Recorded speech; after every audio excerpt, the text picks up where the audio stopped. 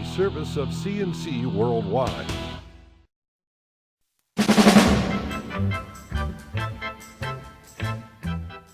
The CNC News Podcast is a service of CNC News brought to you by the Greece Chamber of Commerce, providing more than 800 member companies with business solutions since 1984.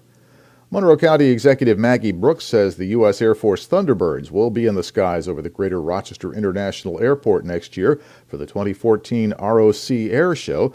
They were supposed to be in Rochester this past summer, but the federal budget sequestration shot down the visit.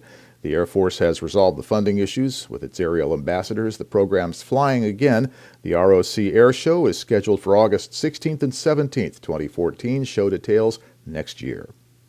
Monroe County Sheriff Patrick O'Flynn says the reason he's getting a hefty pay raise in the 2014 county budget is to make up for 12 years of no raises.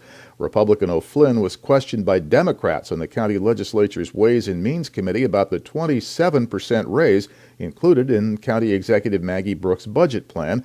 It gives him a $35,000 bump on top of a $13,000 raise 2 years ago. Democrats intend to try to amend the budget to hold his pay where it is. O'Flynn repeatedly said a long-standing agreement keeps his pay linked with what the Monroe County District Attorney makes.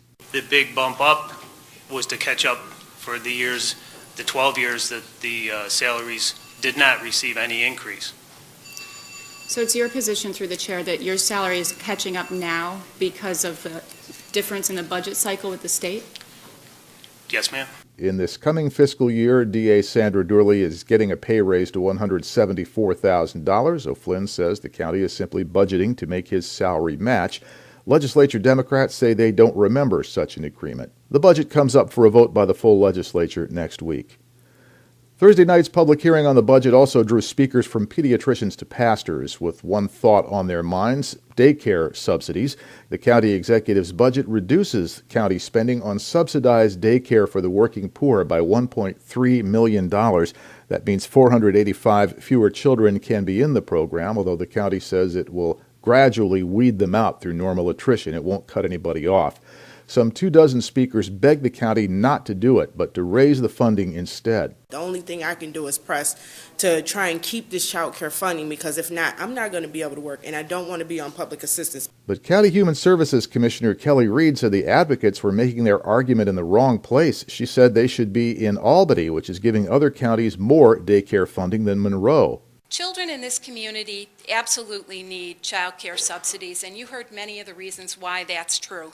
But they also need to be safe, and they need to live in safe housing, and they need healthy food. And the families that are raising them also need a lot of support from the Department of Human Services. Reed says social services has to look after all people in need. She can't just focus on families who need daycare. A man who fondled the feet of children in public libraries is spending the next 21 years in prison, followed by 10 years of supervised release. Anthony Perry was sentenced Thursday in Monroe County Court to 7 years for each of the 3 incidents. He'll serve them back to back. He was convicted of sexual abuse and endangering the welfare of a child in October. 2 Rochester teenagers have been arrested in the shooting death of a man on Colvin Street. Police have charged 17-year-old Scotty Feed and 18-year-old Daquan Coley on second-degree murder, robbery, and assault charges. They say the 2 fired numerous gunshots into a parked car on Colvin near the corner of Maple Street. Stephen Killings of Rochester died. The second victim is recovering. And a Georgia man has pleaded guilty in a Rochester courtroom to firearms trafficking charges, including selling a gun to a convicted felon.